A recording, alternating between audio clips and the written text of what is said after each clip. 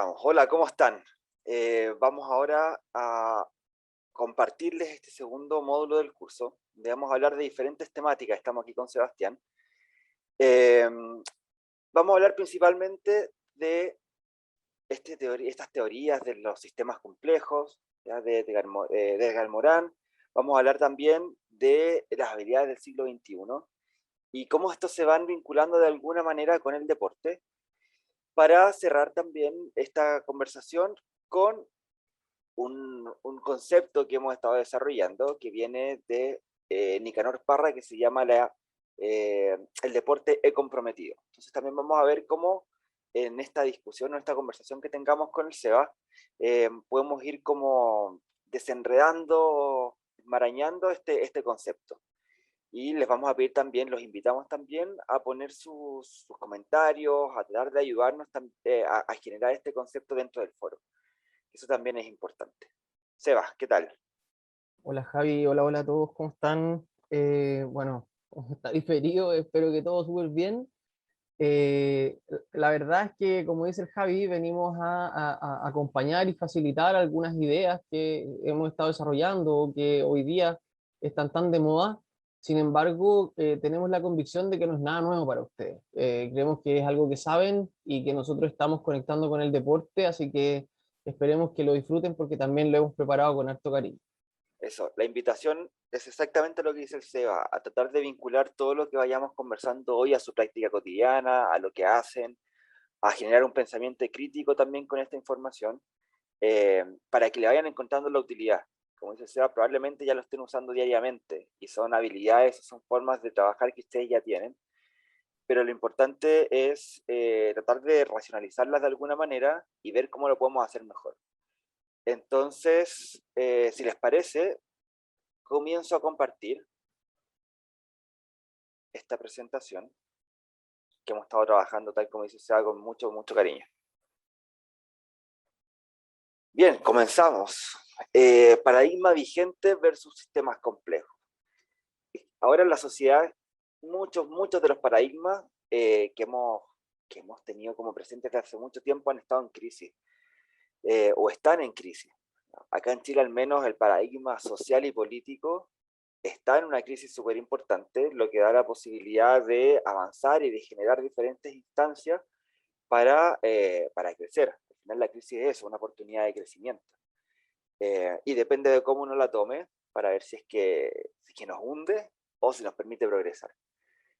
Vamos a hablar ahora de estos paradigmas, el paradigma vigente con respecto a la información principalmente, y también cómo esto se contrapone con una nueva forma o con una forma que ya lleva un tiempo en verdad, que son este pensamiento complejo o los sistemas de pensamiento complejo. Entonces, solo para dar un poco de contexto, eh, el paradigma vigente que nosotros logramos identificar en la literatura tiene que ver un poco con esta dicotomía del dato y de la información. ¿Qué quiere decir esto? Que dentro del pensamiento científico actual, el dato se genera de manera objetiva. El dato objetivo, el dato es o no es, ¿verdad? Eh, Sin embargo, lo subjetivo es la información que se crea y es el cómo se analiza ese dato. La ciencia actualmente lo que está viendo es casi un formato estímulo-respuesta. Yo tengo un dato y ese dato tiene una interpretación clara, no hay otra, ¿verdad? Por ende es un pensamiento lineal, es un pensamiento mecánico, que a lo mejor lo que ha hecho eh, ha sido sobre especializar a las personas, ¿verdad? Sobre algún tema en específico. Si uno va al médico, probablemente, dependiendo del médico que uno vaya, ¿verdad? O al tipo de especialidad que uno vaya, va a ser el diagnóstico que te den. Entonces no es un pensamiento global, ni es un pensamiento amplio, sino es un pensamiento súper específico que te lo da esto, te lo da la forma de pensar, te lo da la interpretación de ese dato. Javi, Se va. de repente también explicar un poco que este paradigma también viene determinado por las revoluciones industriales anteriores, en los cuales las personas debían ser, se convertían finalmente en máquinas, o se apuntaba a que tenían que producir. Entonces, funcionaban, valga la redundancia, funcionaban en función de la instrucción. donde no había una posibilidad de cuestionar porque el cuestionamiento era castigado. Entonces, como quería aportar eso, porque en realidad es súper importante para lo que vamos a ver ahora. Y qué bueno que lo mencionas porque pasa mucho en el deporte también.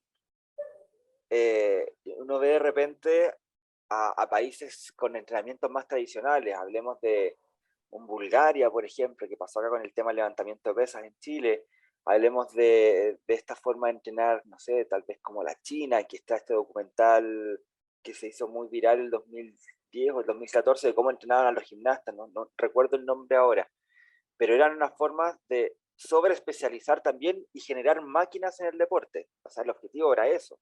La persona queda de lado, eh, no sé, el hermano, el hijo, etcétera, quedan de lado. Sino aquí lo que importa es que tú seas una máquina de rendimiento. Y tiene que ver un poco también con esto. Oye, y sorry, sin ir más lejos, como este es un curso de derecho, el mundo del derecho, como las clases de derecho, son lo más parecido a una misa, donde alguien todopoderoso te dice lo que tienes que hacer, y es muy difícil que propenda al pensamiento crítico lo que te dicen que tienes que hacer, o lo que tengas que estudiar, como que es poco cuestionable. Y a partir de eso también te vas dando cuenta que, como tú bien dices, también hay sobreespecializaciones, y no hay una mirada como tan holística de identificar una problemática y poner el derecho al servicio del problema. Claro, claro. Bueno, no sé si les pasa a ustedes de repente cuando les preguntan, bueno, ¿qué te dedicas? No, yo soy abogado tributario. Me voy al tiro hacia lo que... Yo no soy, claro, como no soy abogado a secas, ¿sabes? Si no le pongo Ah, inmediatamente el apellido. el apellido, claro. Es súper loco, eso pasa también en muchas partes, en mi área, en la psicología también. Yo no soy psicólogo, o sea, yo sí, yo me planteo como psicólogo social, pero hay muchas personas que dicen, yo no soy psicólogo, yo soy psicoanalista, ¿sí? Como Claro. súper específico. Bueno, y entiendo que en Argentina es muy así también, sobre todo con esa corriente en particular. Eh, bueno, lo importante de esto que planteamos es que, como decía, es un paradigma que últimamente ha estado en crisis, ¿verdad? Ha aparecido un montón de diferentes nuevas formas de pensar o diferentes nuevas formas de analizar. Eh, y eso permite también empezar a desarrollar ciertas habilidades nuevas o ciertas estrategias nuevas o ciertas maneras de pensar que pueden ayudar a ir adaptándonos a este siglo, al siglo XXI o a las nuevas exigencias que nos da el siglo XXI. Y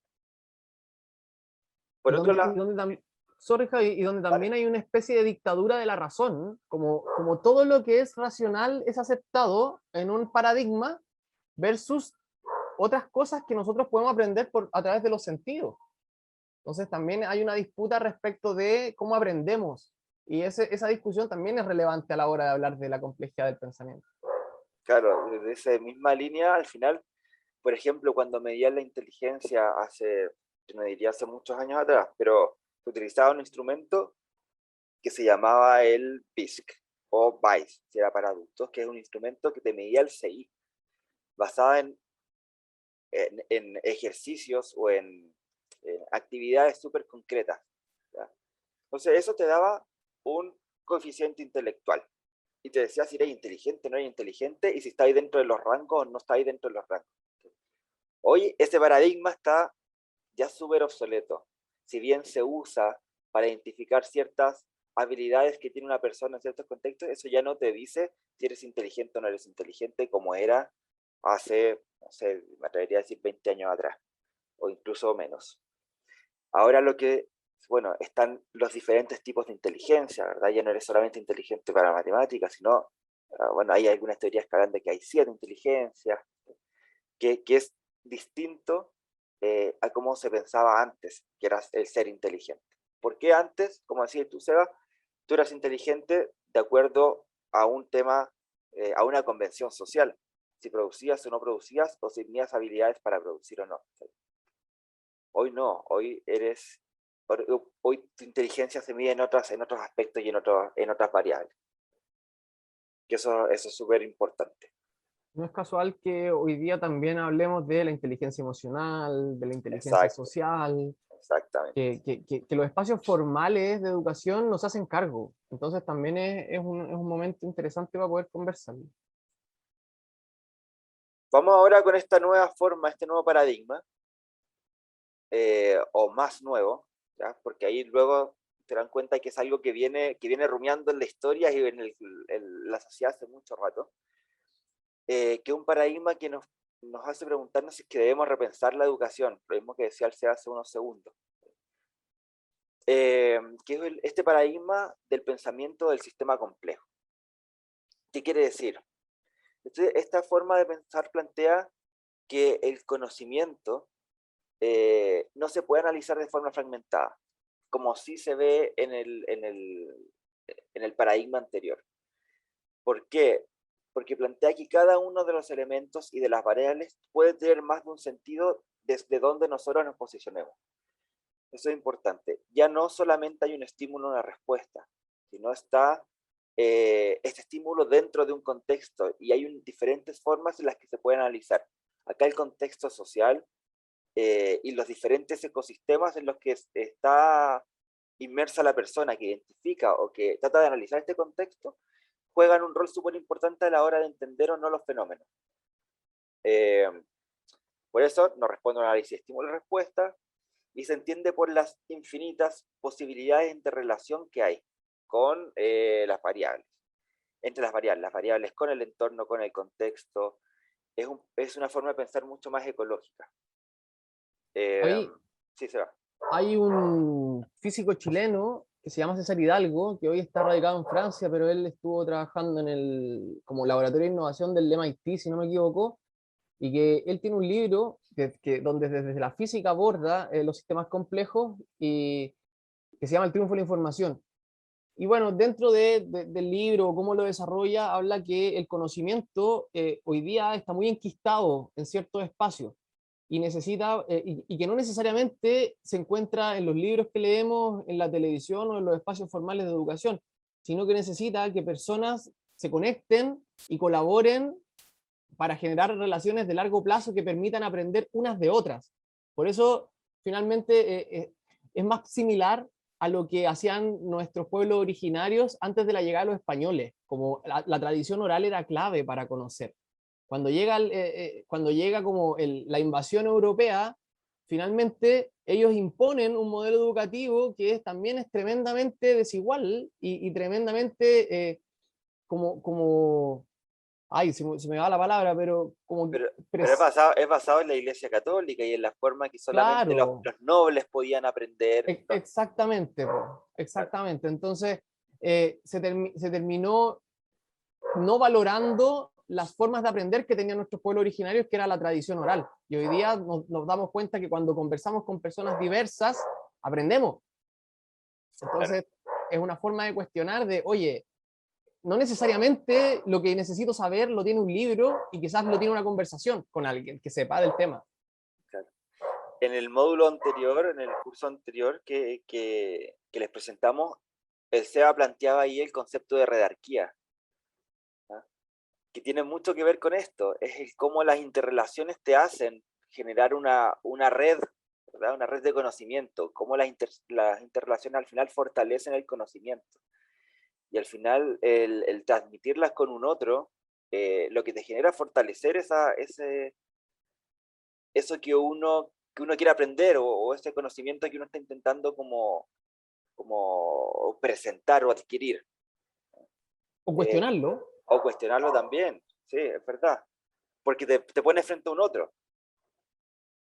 Y ya no está este tema de la dictadura del conocimiento dentro de esa red, ¿verdad? Que eso es lo importante. Al final, el compartir conocimientos, como dice el Seba, de distintas formas. A lo mejor puede ser a través de esta tradición oral, puede ser a través de los libros, puede ser a través de distintas formas, pero el compartir conocimiento yo creo que es lo fundamental. Eh, tuve la oportunidad de estar en Europa haciendo el doctorado hace un par de años atrás, y ahí, diferente al menos a lo que yo veía acá en Chile, tenía que ver con eso, con el cómo se comparte y cómo se intenta generar equipos y redes para poder difundir y fortalecer el conocimiento, ¿tá? Eh, Acá lo que está pasando al menos es que estamos tan inmersos en esta cultura súper neoliberal que el conocimiento es poder, el conocimiento te genera, o sea, mientras más sabes, ¿sabes?, más posibilidades de acción dentro del mundo comercial o del mundo capitalista tienes. ¿Sí? Y más exitoso, que es el paradigma lineal. Exacto, y más exitoso. Y allá al final, que también son por otros contextos, pero lo que pasaba, que yo espero también pase en Argentina, es que el generar redes y el generar conocimientos es lo que te va permitiendo al final ser exitoso. Tú eres exitoso porque trabajas bien como equipo, tú eres exitoso porque tienes buenas interrelaciones y no solamente porque sabes más sobre algún tema. Entonces, importante, mientras las teorías científicas actuales simplifican, el pensamiento complejo los entiende como sistemas cambiantes. O sea, ya el conocimiento no está escrito en piedra, sino el conocimiento va cambiando de acuerdo a los distintos situaciones, contextos en que nos vamos enfrentando. Está vivo. Está vivo, el conocimiento está vivo. Sí, se habla mucho de que en el paradigma lineal uno habla de organizaciones y en el paradigma complejo uno habla de organismos. Okay. Como en términos del dinamismo que se da entre uno y otro. Como... Y algo que hablábamos también antes era, que, o sea, que tú planteas siempre, que también en el paradigma lineal se habla de sistemas. Y en este paradigma nosotros hablamos de ecosistemas. Que al final tiene que ver con las interrelaciones. Completamente.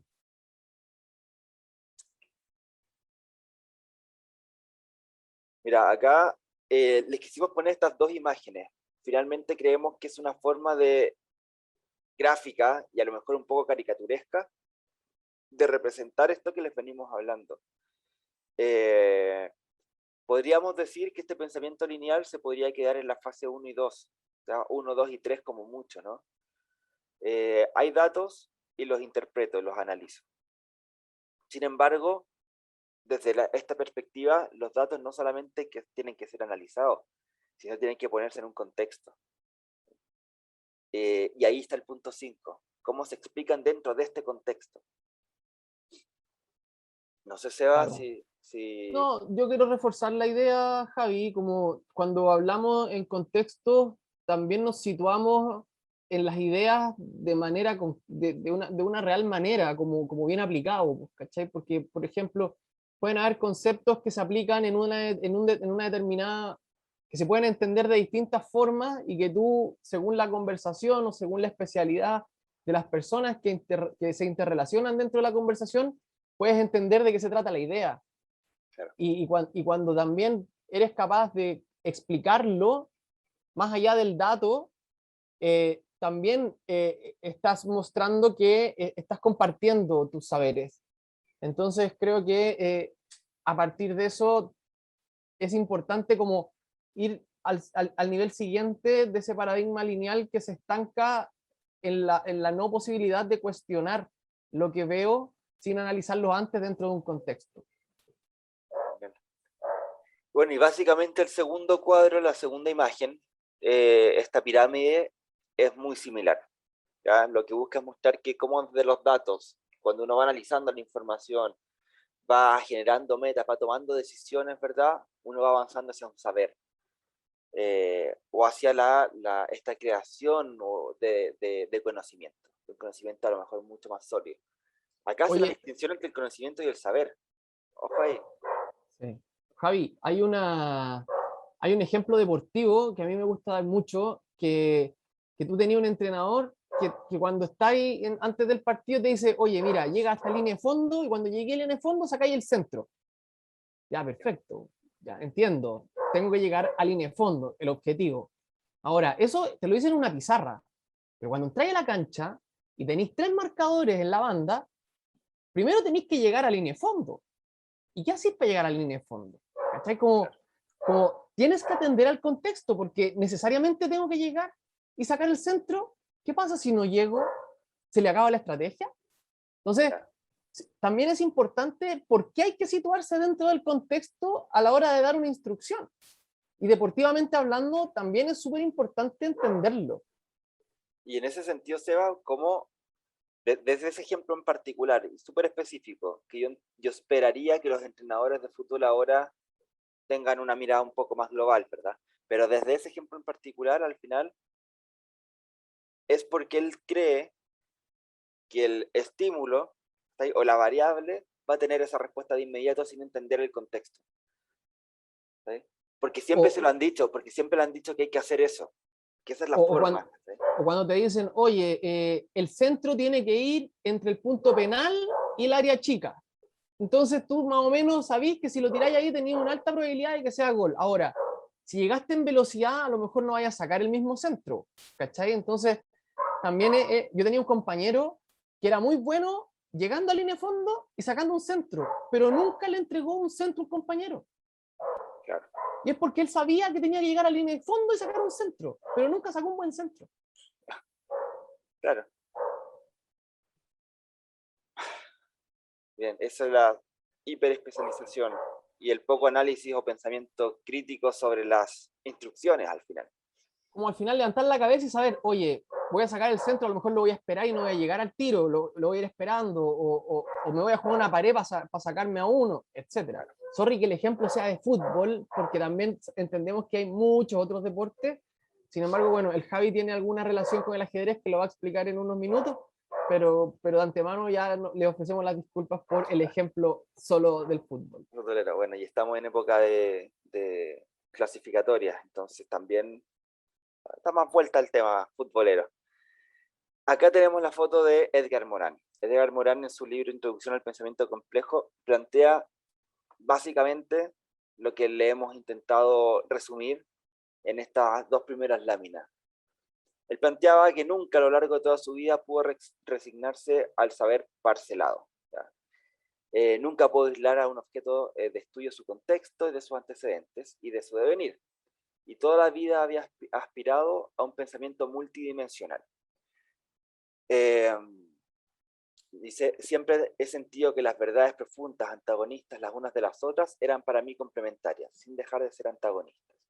Y nunca he querido reducir a la fuerza, la incertidumbre y la ambigüedad. Que al final, eso es como lo que queremos transmitir.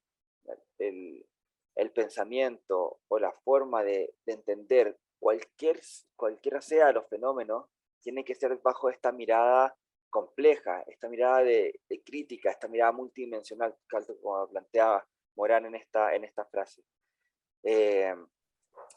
La forma de ir creciendo en el conocimiento tiene vinculación directa a eso, ¿sí? Al ser crítico en la información que te están entregando.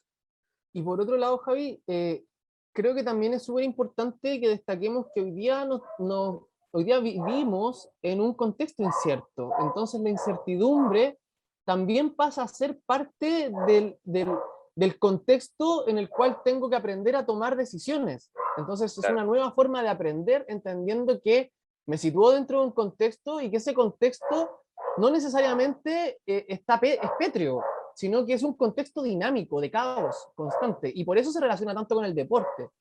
Porque el partido empieza, está bien, empieza y todos los jugadores están en sus posiciones, pero cuando el partido comienza, todas las piezas se mueven, y eso es caos.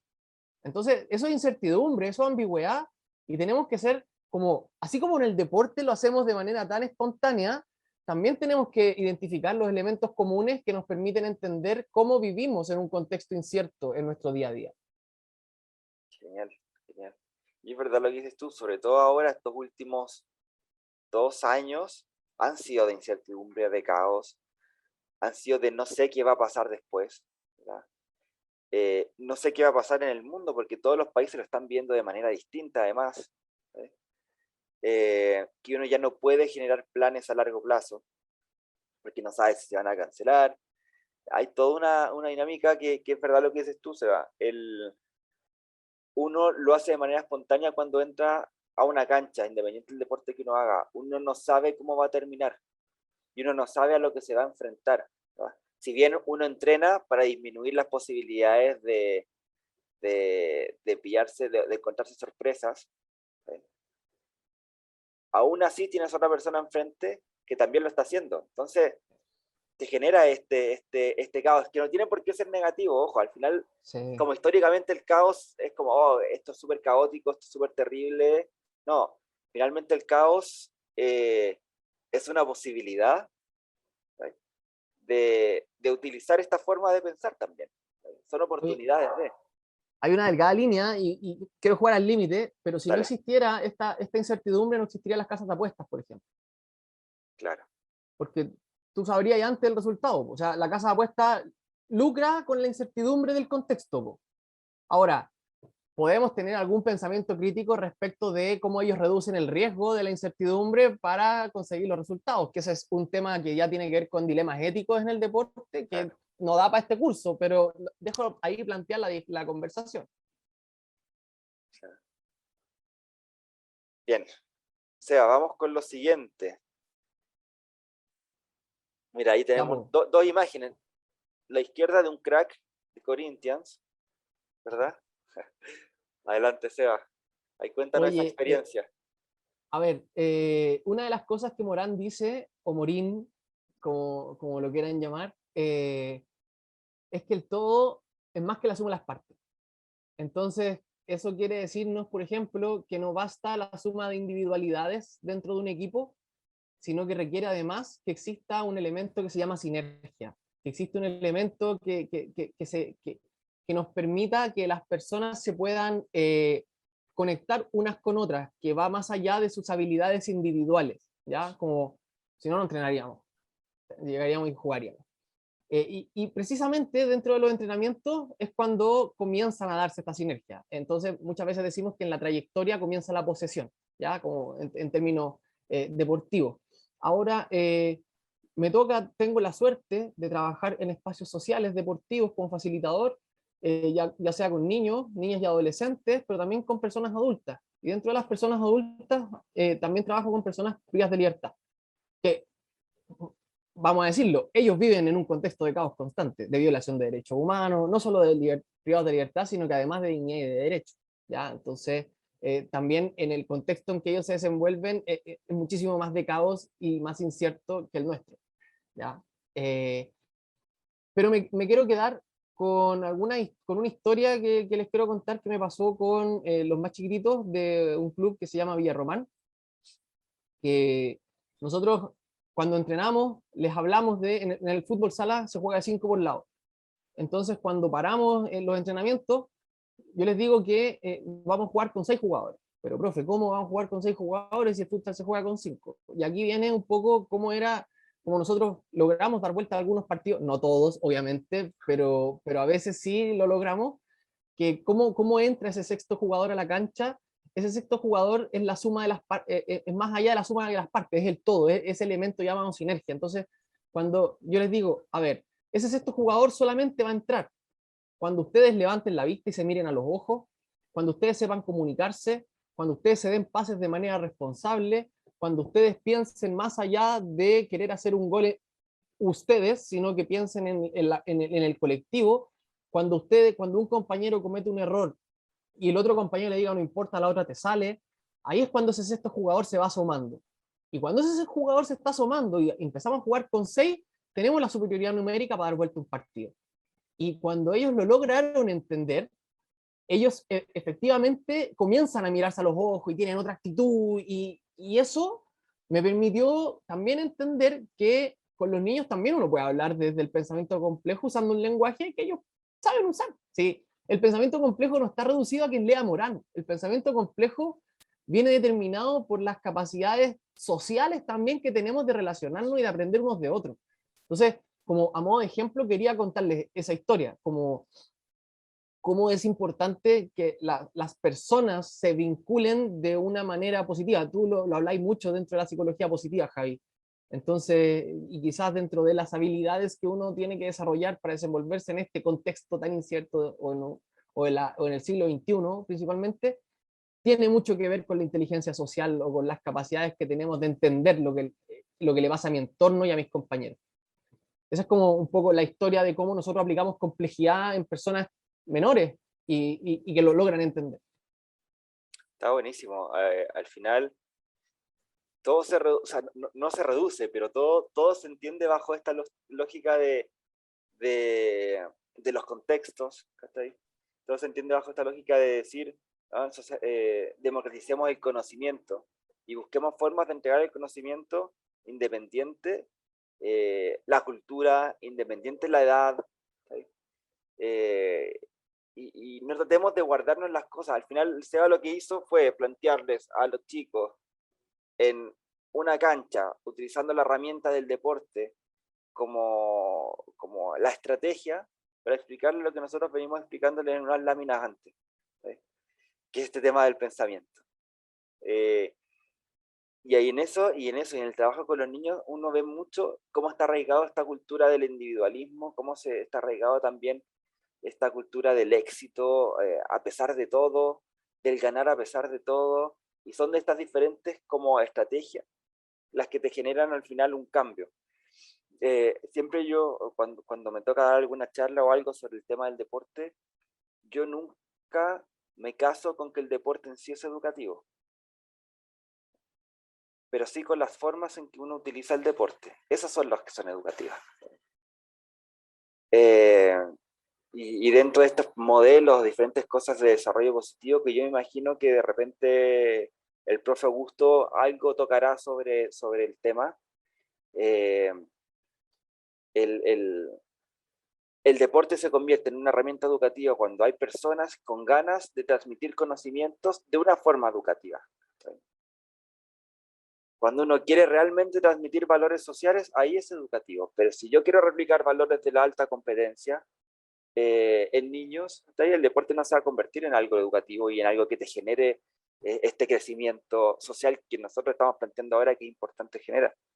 Oye, muchas veces nosotros en los entrenamientos el gol no vale si es que el que hace el gol va a abrazar al que le dio el pase y que los compañeros celebren el gol colectivamente. No vale el gol del entrenamiento si no pasa eso. Entonces también intencionamos a que ocurran ciertas dinámicas que propendan a la sinergia y a entender que somos protagonistas en la medida que mis compañeros también sean protagonistas. Tal cual. Al final, no sé, lo que pasó hace poco con Richarlison en el Everton, que quería bater un penal, que estaba enojado, que se peleó con medio equipo por querer penal. Este es de pensamiento de que el éxito es solamente de él. Muy distinto a cuando hay un equipo consolidado, cuando hay un equipo comprometido, cuando tienen objetivos en común, cuando hay estrategias de juego claras, cuando hay respeto, eso también es importante, ahí cambian las cosas. En fin, yo creo que el tema del sexto jugador no solamente sea en la cancha, sino es una forma que hay que pensarlo en las relaciones sociales. Sí. Como para cerrar, como, es que es curioso porque a los niños cuando tienen 5 o 6 años, tú les tenés que decir que es un jugador fantasma, vos, porque Claro. no podéis jugar con 6 jugadores dentro del campo de juego. Entonces decir, no, pero es que este jugador es el jugador fantasma y solo aparece, sí, solo sí pasan estas cosas. Entonces ellos comienzan a poner atención de las cosas que tienen que pasar para que ese jugador aparezca. Entonces, cuando termina el partido dicen, profe, jugamos con 6, profe, jugamos con 6. Entonces, claro, y el otro equipo no entiende por qué jugaron con 6, ¿cachai? Como, oye, ¿qué? Genial. O sea, tú tuviste la suerte de ver esta imagen, ¿no? O una imagen similar. No. Esta es una imagen que preparamos para la presentación, pero, como con el Javi estuvimos preparando la clase antes, hablábamos de lo que representaba Claro. Pelé. Era el Entonces, museo, me habláis del museo. sí, yo tuve la oportunidad de ir a un congreso de Derecho Deportivo en la ciudad de Santos, Brasil, el año 2018, y en la ciudad de Santos está el Museo Pelé, ¿ya? En Sao Paulo está el Museo del Fútbol, en Santos está el Museo Pelé. Entonces, ahí un poco, bueno, te cuentan la historia, de hecho, hay una persona que cuenta la historia para agregar un poco, pero que Pelé, el papá de Pelé, le dijo a Pelé que tenía que cumplir con 3 requisitos básicos para convertirse en un gran jugador. En esa época él no sabía que iba a convertirse en un jugador tan histórico, pero le decía, lo primero, tienes que patear con los 2 pies, tienes que patear con los 2 perfiles. ¿Ya? Eso también dice relación a trabajar con tu cuerpo en su dimensión compleja. Segundo lugar, tienes que cabecear con los ojos abiertos, porque si cierras los ojos no vas a poder direccionar el balón a donde tú quieres que vaya. Y en tercer lugar, nunca, pero nunca, dejes de entrenar con la actitud de si fuera una final de un mundial. Y esos ejemplos los da la persona que hace el tour para entender cómo el papá de Pelé inspiró también a Pelé en su día a día a través de estímulos y a través de la intencionalidad de ciertos consejos que también le permitieron tomar conciencia de cómo convertirse en un buen jugador, sin perjuicio de que existen muchísimas otras variables que influyen. Ahora, y dentro de las cosas que me llamó la atención era que hablaban de que en la cabeza de un jugador una jugada pasa en un segundo, y en Pelé pasa una película.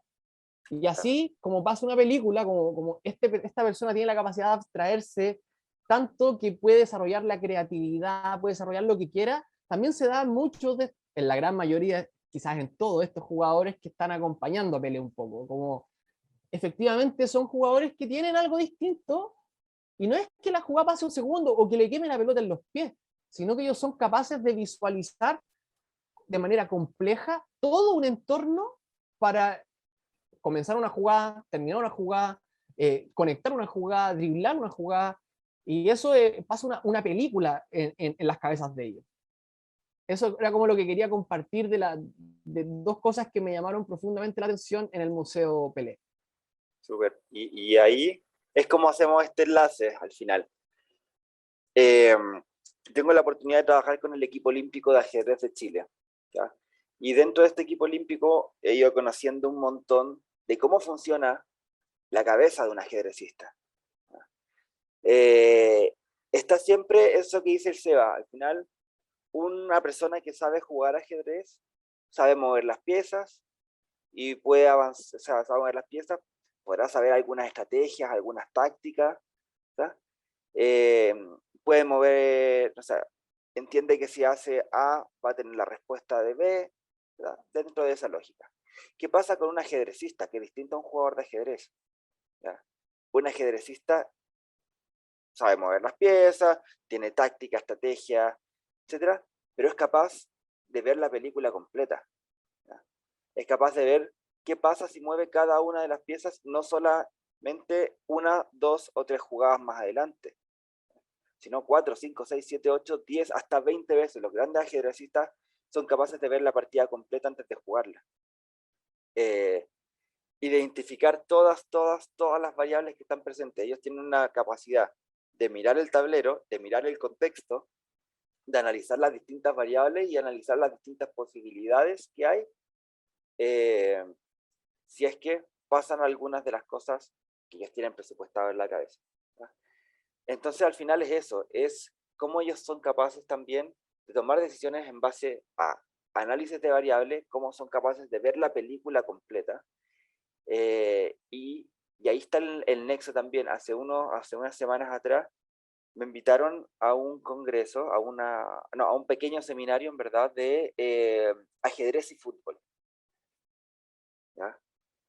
Y había ahí un colega que también era entrenador de fútbol y ajedrecista. Y él en su presentación hablaba de la vinculación que podría existir entre el ajedrez y el fútbol. Una forma de pensarlo. El ajedrez se divide en tres partes: en las aperturas, en el juego medio y en los finales, ¿ya? Y él decía que, bueno, en el ajedrez se trata de disminuir el caos, ¿verdad? Con los entrenamientos, con los estudios, etc. Pero cómo esta lógica de pensar se puede llevar también a otros contextos. Y él lo llevaba al contexto del fútbol. En el contexto del fútbol, entran a la cancha y hay muchas cosas que se olvidan. Pero ¿qué pasaría si empezaran a entrenar los finales? Los últimos 10 minutos de juego. ¿Qué pasaría si se empezara a entrenar esa parte del fútbol que al final queda el caos? O sea, queda la... ¿no? Tiremos balonazos, porque eso puede ser una buena posibilidad. Y juega ahí el cansancio, juegan otras cosas. Decía, bueno, en el ajedrez se entrena, ¿verdad? Y hay especialistas en finales. ¿Cómo podríamos llevar eso a otros contextos también? Oye, Javi, qué interesante. nosotros nos pasa que de repente a los niños tú les decís, oye, imagínate que estés jugando la final del mundo con tu equipo y te queda un minuto y tenéis que hacer un gol porque si no, no sales campeón. O en la definición a penales, cuando tú les dices, oye, con este penal salís campeón del mundo. Entonces ya ellos van con otra actitud a enfrentarse al desafío por el solo hecho de que tú les creaste un contexto Claro. para el aprendizaje o para el desarrollo de ese skill en particular. Y ahí está la oportunidad. Al final está la posibilidad de que si uno está con estos chicos, le dices, hay que queda un minuto, se van todos para arriba y tratan de hacer el gol a como sea lugar, ¿está ahí? O está la posibilidad de pensar en cómo lo puedo hacer para que sea más efectivo. ¿Está ahí? A todos les pasa si están viendo un partido de fútbol de su equipo y ven que van perdiendo 1-0 y que quedan 90 minutos y empiezan a tirar pelotazos y dicen, no, ¿por qué? ¿Por qué? ¿Por qué uno no sigue la línea de juego que viene siendo todo el rato y por qué ahora juega al azar, ¿sí? O al caos, ¿no? En el ajedrez eso no pasa. En el ajedrez uno piensa todas las variables, uno lo piensa de manera compleja, contextual. Y de hecho, hace poco hablaba con una ajedrecista, la número 2 de Chile hoy, y que ella decía que su entrenador constantemente, o sea, ella reduce la cabeza al tablero, ¿sí? Y tiene un pensamiento súper focalizado en su tablero. Y ella dice que incluso de repente se va cada vez cerrando y cerrando y cerrando y cerrando más. Y no solamente está viendo el tablero, sino ya se pone a ver solamente un cuarto del tablero o medio tablero, ¿sí? Que eso es súper peligroso en el ajedrez. Y el entrenador le dice, no, tratemos de ampliar, ampliar, ampliar, ampliar, ampliar y salgamos del tablero. Al final el contexto también está jugando, ¿sí? Y el rival y la posición que tiene el rival enfrente y el cómo recibe cada uno de tus movimientos y qué pasa con el público, que estén en silencio, están hablando algo, eso también juega dentro del ajedrez.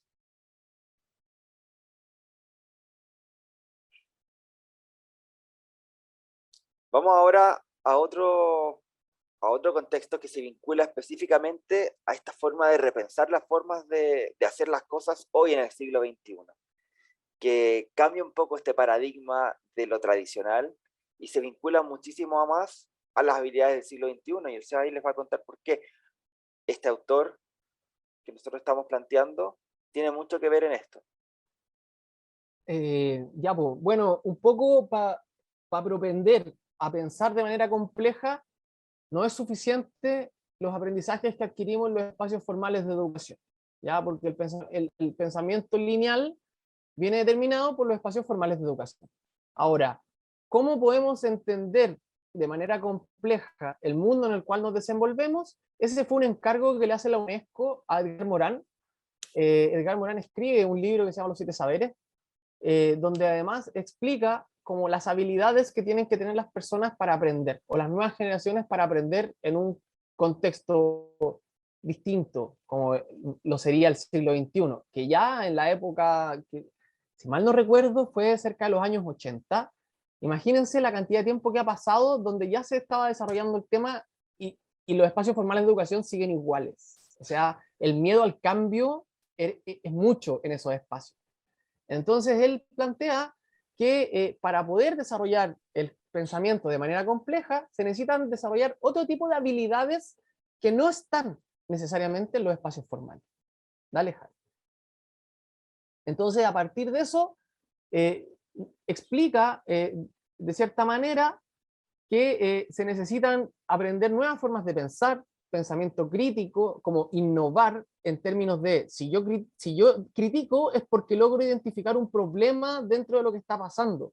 Y además soy capaz de encontrar una solución que rompe los patrones tradicionales de resolver ese problema que probablemente ni siquiera está identificado. Claro, y ahí se va el pensamiento crítico. No está visto desde la manera coloquial de la crítica, Claro, ¿cierto? claro. Está viendo desde una forma de cuestionarse lo que está pasando, Sí. y de intentar buscar soluciones. Al final el otro modelo te plantea la crítica como algo más negativo, es como, ay, la crítica es negativo, estás haciendo algo mal, ¿vale? Pero no te ayuda a encontrar las soluciones. Esta forma de pensar sí te da vuelta el mindset, ¿no? Exactamente. Y además, por ejemplo, cuando tú, no sé, en el deporte, si tú tienes un entrenador que te dice lo que tienes que hacer y tú no logras entender el porqué de la instrucción, probablemente existe, valga la redundancia nuevamente, una probabilidad mayor de que te equivoques y no logres entender el por qué te equivocas, sino que te vas a cuestionar que no lo pudiste lograr, ¿ya? Dentro de este paradigma éxito-fracaso. Ahora, si pensamos que los deportistas son tomadores de decisiones constantes en un espacio de incertidumbre, también vamos a entender que estos mismos jugadores, como son tomadores de decisiones, debiesen entrenar de otra forma. Y asimismo, nosotros, personas no jugadores dentro del campo de juego, también somos tomadores de decisiones en nuestro día a día, solo que no necesariamente lo vemos como de esa forma, pero estamos tomando decisiones de manera constante. ¿Qué pasa en el deporte? En el deporte se entrena esa toma de decisiones y se Claro. entrena de manera consciente. Entonces, también es súper importante llevarlo no solo al espacio deportivo, sino que sacarlo del espacio deportivo, y era un poco lo que hablamos dentro del programa, como llevemos los valores del deporte a la vida cotidiana y no los vicios de la vida cotidiana al deporte, porque o si no se termina alienando, como mucho de lo que está pasando en el paradigma del deporte profesional de competición, de rendimiento. Sin embargo, es importante como aprender de otra forma de verlo, que es precisamente desde las habilidades que yo puedo desarrollar. Por otro lado, habla de las herramientas para trabajar, como tratar de tener la mayor cantidad de información para tomar mejores decisiones. Bueno, transformación, alfabetización digital, como conocer, no pensar en función de la herramienta, sino cómo la herramienta soluciona un problema, ¿ya? Porque eso también cambia la forma de abordarlo. Y esto en el mundo de la tecnología también pasa. Como todos quieren usar la última herramienta que salió en el mercado, pero ¿para resolver qué problema? ¿Para qué quiero usar la herramienta? Entonces, también Sí, Seba, hay que perdón. cuestionárselo. Dale. Con respecto a eso, yo hace unos días atrás escuchaba una charla de un gran emprendedor, entiendo que colega tuyo, Iván Páez, y Gran él hablaba emprendedor. específicamente y claramente de eso. Él decía, él daba el ejemplo de una aplicación que vendía, no recuerdo si frutas o verduras o algo así, y que llegaban estos emprendedores a hablar con él y le decían que estamos creando esta aplicación para generar frutas y verduras, o sea, para vender frutas y verduras de manera virtual, etcétera. Entonces querían invertir no sé cuántos miles de dólares en generar esta aplicación. Y él le decía, ¿pero necesitas la aplicación hoy día? Como, ¿qué es lo que quieres solucionar? La venta, perfecto. Ármate un Excel, WhatsApp web, listo, que te manden la información por WhatsApp web. Pero al final la gente se está preocupando más de la herramienta que de la solución. ¿Sí? Entonces lo que dice, Claro, bueno, demos vuelta al claro, tema. claro. Es dar vuelta a la ecuación y en el deporte no es nada nuevo. En el deporte lo vivimos todos los días. ¿Cachai? Como, oye, bueno, también existen otras formas de nuevas formas de trabajar, como trabajar de manera colaborativa requiere de que tengamos y desarrollemos habilidades sociales, ¿ya? Que probablemente en los espacios formales lo aprendemos en los recreos, ¿ya? Entonces, eh, ¿por qué hoy día somos tan, no quiero generalizar, pero igual quizás voy a caer, pero somos tan incapaces de relacionarnos a partir de la virtud del otro, ya como tratar de ver de qué manera yo me puedo poner a disposición de otra persona y esa otra persona, y además a disposición de un propósito, que eso no se da en los espacios formales, o por lo menos en mi experiencia estudiando Derecho en una universidad pública de Chile, por ejemplo. Y por otro lado, las formas de vivir en el mundo, como, y aquí lo vamos a llevar, nos vamos a ir hacia el pensamiento más ecológico, que es que además de ser yo, también tengo una relación con mi entorno. Y mi entorno es la otra edad, son las otras personas, y también es el medio ambiente. Y hoy día, más que nunca, necesitamos cuestionar cómo nuestras decisiones afectan al medio ambiente también. Y creo que eso también es súper importante incorporarlo dentro de nuestro proceso de análisis de toma de decisión. Bueno, hay algunos ejemplos de jugadores que complejizan absolutamente todas estas herramientas dentro del campo de juego. Ahora, fuera de él, cada uno tiene sus particularidades, sin embargo, no cabe duda que dentro del espacio deportivo son unos genios. Claro. Y al final, yo creo que por eso marcan la diferencia. Pusimos a Messi y a LeBron James, porque dentro de la cancha son personas que son capaces de ver un poquito más allá lo que está pasando, ¿verdad? Y no solamente por un tema a lo mejor neuropsicológico, de las neurociencias, que tienen mayor capacidad como de visión periférica, o no. Tiene que ver con que también sus formas de pensar o en sus formas de vivir el deporte incluyen muchos de estos procesos que Seba estuvo comentando. Incluye diferentes maneras de pensar, eh, no solamente instrumentalizan al otro, sino que lo hacen también ser parte de un grupo, de un equipo. Ellos son generadores de juego también. Y no solo, bueno, y si bien en el básquetbol sea un poquito más, al final LeBron es la estrella y él podría ganar, y es así. Él gana de repente torneos solos, entre comillas. ¿Sí? Sí son personas que son capaces de generar grupo, de generar equipo, y tienen un liderazgo tal que la gente se contagia de su forma de ver las cosas. Sí. Entiendo, bueno, Messi, entiendo que la lógica de pensamiento y esta parte más educativa viene de su formación en la Masía, ¿verdad? Porque toda la generación de Messi genera eso también. Un Xavi, un Iniesta, un Busquets, un Piqué, son jugadores que marcan la diferencia porque no solamente generan un impacto dentro de la cancha, son jugadores que generan impacto dentro del camarín y han generado también impacto social en otras áreas. Y por eso son tan reconocidos. Bien. Tenemos aquí Estaba muteado. Ya, mientras sí, tú ponís el video, Javi, yo quiero vale. dar un poco de contexto. El año, si mal no recuerdo, en 1987, le hicieron una entrevista a Nicanor Parra desde la televisión española y le preguntaban cómo él podía desarrollarse creativamente en plena dictadura militar en la época. Y él partió como un antipoeta, pero después él desarrolló una línea de pensamiento basada en la ecopoesía. Y la ecopoesía la desarrolla también como inspirada en Piotr Kropotkin, que es considerado el padre del anarquismo, y donde tiene un libro que se llama El apoyo mutuo, donde desarrolla un poco este pensamiento más orientado hacia la colaboración y la capacidad de adaptarse colaborativamente con el entorno para generar valor y generar cambio. Dale, Javi.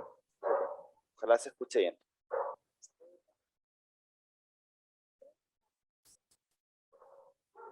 No, Javi, no se escucha.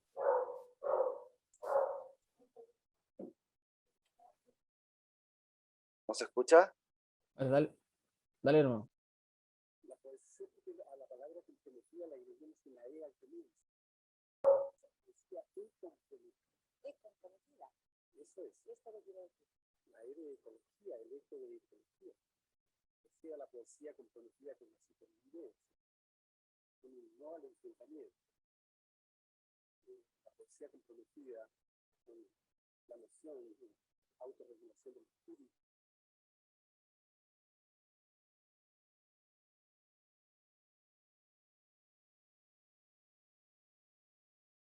No se escucha tanto, Javi, pero vamos a compartir el link, ¿ya? Para que puedan verla.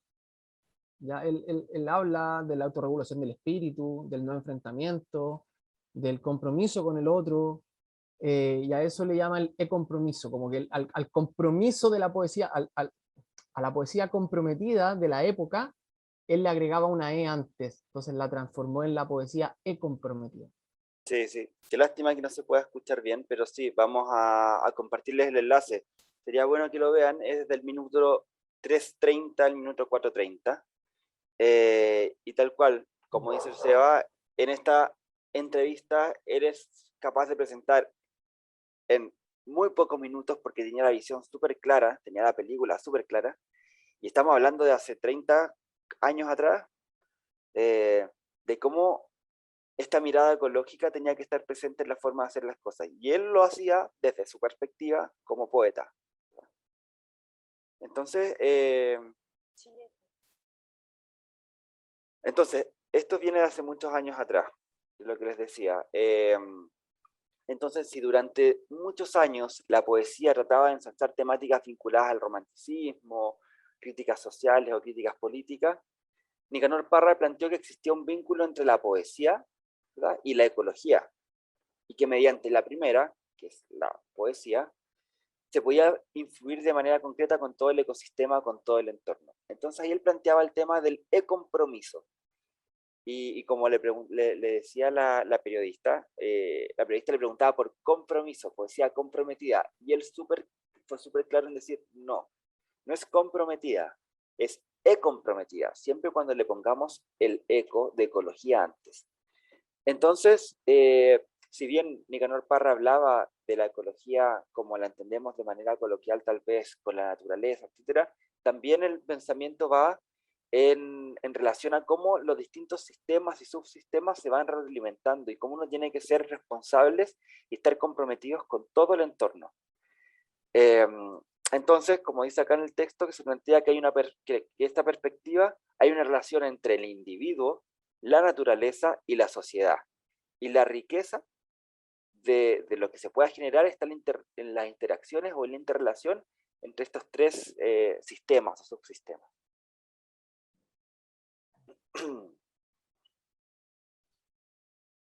Y aquí es donde nace nuestra propuesta, ¿ya? Nosotros estuvimos leyendo con el Seba, escribimos algunas columnas también acerca del concepto del e-compromiso, y dijimos, bueno, esto tiene mucha relación con el deporte, y justo últimamente, a propósito de lo que está pasando al menos en Chile, luego de octubre del estallido social, toma mucho más relevancia también esta forma de pensar y esta forma de ver la poesía, o sea, la forma de ver el deporte desde este pensamiento de la poesía comprometida.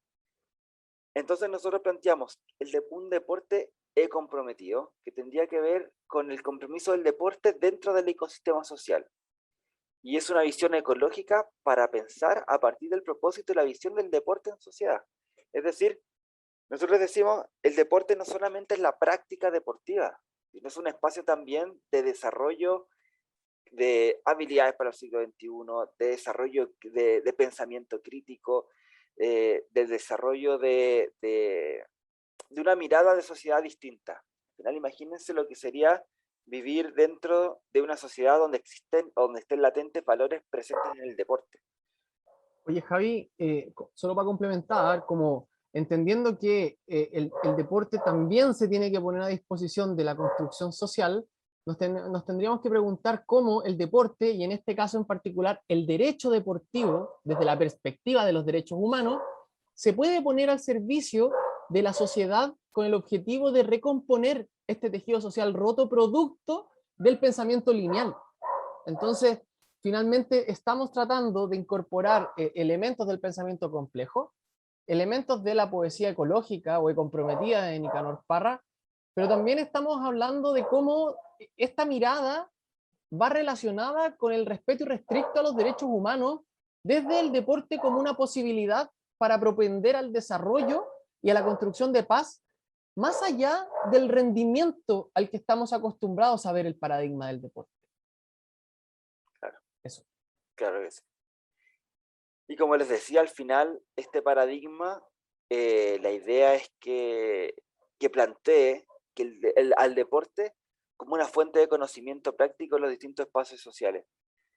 El Seba les contaba el ejemplo del sexto jugador, el jugador fantasma. Lo que hizo ahí es, utilizando el deporte en una herramienta, entregar distintos conocimientos en un contexto social particular, ¿verdad? Que fue el de Villarromán, pero también lo ha hecho constantemente en otros espacios, como fue en la cárcel, ¿verdad?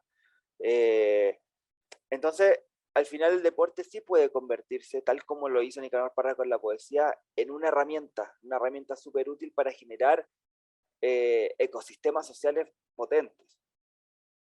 Así como la poesía es para la ecopoesía es para los poetas, el compromiso deportivo es para nosotras las personas que amamos el deporte. Tal cual. ¿Y por qué? ¿Por qué? Es porque en el deporte, tal como lo planteamos, se genera un espacio de aprendizaje y desarrollo de habilidades inmensamente necesarias para la vida. Y todas estas herramientas nos van a permitir colaborar en la construcción de una sociedad más justa, empoderar los derechos humanos y conscientes de la importancia de convivir en sociedad. Entonces, al final, todo se reduce a esto, es encontrar herramientas como esta para poder trabajar desde esta perspectiva, trabajar de una perspectiva ecológica, comprometida, que se preocupe de los derechos humanos y se preocupe también de la generación de una sociedad mucho más justa. Y bueno, lo que... Seba, ¿querías decir? Dale más. Lo que nosotros buscamos a través de esta perspectiva también es ver cómo el deporte no solamente, porque generalmente cuando se habla de deporte se habla de que está cubriendo algunas de estos objetivos de desarrollo sostenible, ¿verdad? Generalmente se vincula el deporte a la salud y el bienestar, muchas veces a la educación de calidad, y de repente se queda más o menos ahí. ¿Verdad? Lo que nosotros buscamos con esta mirada ecológica, esta mirada comprometida, es que el deporte sirva también para trabajar estos 17 objetivos de desarrollo sostenible. Que eso es lo importante. Me la dejaste servida, Javi. Hoy día en Chile se está viviendo un proceso histórico respecto de la construcción de una nueva constitución, una nueva carta magna que va a regular probablemente los 50 próximos años que nos va a tocar vivir, si es que llegamos a los próximos 50 años. Sin embargo, tenemos que pensar cómo este pensamiento deportivo, ecológico, complejo, puede permear dentro de los 17 objetivos de desarrollo sostenible, porque si pensamos bien, el deporte podría pegarle a cualquiera de los ejes, ¿ya? Así como también el deporte pensado como el deporte hoy día garantizado en tratados internacionales como un derecho humano, como un derecho de los niños, y además el derecho a la práctica, a la actividad física está reconocido en diversas constituciones del mundo. ¿Cómo podemos lograr que en Chile podamos tener esta mirada? ¿Ya? Ahora, el gran paradigma a disputar es quienes construyen esta carta magna. ¿Entienden el paradigma complejo? ¿Entienden el deporte desde una perspectiva más holística? ¿O solo lo entienden como un hobby? ¿O desde el punto de vista de la industria? Entonces, entendiendo que las grandes pandemias son la obesidad, el sedentarismo, las enfermedades de base, las enfermedades mentales y las escasas habilidades para desenvolvernos socialmente, el deporte efectivamente le puede pegar a cada una de esas variables en el sentido de que una persona más sana es una persona que es un ahorro para el Estado, en todo orden de cosas. Entonces, ahora la pregunta es, ¿qué capacidades tienen las y los constituyentes en Chile para poder abordar el paradigma desde esta óptica? Como si las personas que están escribiendo la Constitución, o algunas de las personas que están escribiendo la Constitución, solo han leído libros en su vida, o tienen grandes títulos, probablemente lo van a ver desde su paradigma, y no van a entender lo que nosotros estamos planteando. Entonces, por eso es importante que personas se relacionen y aprendan unas de otras, y que esas personas que tienen una mentalidad tan lineal y especializada sean capaces de aprender de distintas personas. Por eso hoy día en el proceso constituyente en Chile hay tanta diversidad, hay tantas personas distintas, tantas profesiones, tantos gustos, tantas tendencias, etc. Así que bueno, un poco eso como para ir cerrando. Nosotros abordamos los objetivos de desarrollo sostenible y creemos que el deporte no se circunscribe necesariamente a una o a otra, sino que debiese permear la cultura deportiva en cualquiera de los 17 ODS, que es como un poquito dar vuelta a la ecuación. Sí, la invitación también es que nos comenten en el foro su mirada sobre el deporte, si ustedes realmente ven el deporte como un espacio que puede permear estos 17, o tal vez creen que tiene más relación con uno u otro. Entonces generemos esa discusión en el foro y vamos avanzando en generar este sentido de conocimiento común, ¿verdad? Así es. Bueno, y para ir cerrando, me permití incorporar esta diapositiva ahí con el Javi porque creemos que cuando uno aborda el fracaso desde una perspectiva compleja, también es una tremenda oportunidad de entender y dimensionar los contextos y las oportunidades de aprender que tenemos. Entonces, Marcelo Bielsa cierra en una frase, en una de sus tantas entrevistas, dice que los momentos de mi vida en que he mejorado tienen que ver con el fracaso, y los momentos en que he empeorado tienen que ver con el éxito. El éxito es deformante, relaja, engaña, nos vuelve peores, nos ayuda a enamorarnos de nosotros mismos, mientras que el fracaso es todo lo contrario. Es formativo, nos vuelve sólidos, nos acerca a las convicciones y nos hace coherentes. Finalmente, Marcelo Bielsa es el rey de los procesos, es una persona que logra que su pensamiento se vaya integrando con el pensamiento de otras personas y generen en conjunto una manera de abordar un objetivo que impulsa a las personas a hacer ciertas cosas y romper las zonas de confort. Entonces, nada, pues Marcelo Bielsa, un compañero del otro lado de la cordillera, que también estuvo en la selección chilena y marcó a una generación de deportistas con una mentalidad que no necesariamente tiene que ver con la competición, sino que de entender la importancia de vivir ciertos procesos. Ahora, discusión aparte es si después de Bielsa los jugadores siguieron en la línea de Bielsa o en cuántos terminó impactando, pero Bielsa tiene eso de que marca a muchos jugadores por la forma en cómo él aborda la vida más que el deporte. Y esto, o sea, como para ir cerrando también, al final, lo que hizo Bielsa con la selección del 2010 no fue solamente con la selección del 2010. ¿Vale? Al final esto es como un ejemplo súper claro cómo el deporte permeó también a un país completo. ¿Vale? Un país acostumbrado a las victorias morales, un país acostumbrado no sé, al jugamos como... Al no cuestionar. Además. Y al final lo que hizo fue decir, bueno, esto mismo, ¿ya? Está bien, nos puede ir mal en algún momento, ¿ya?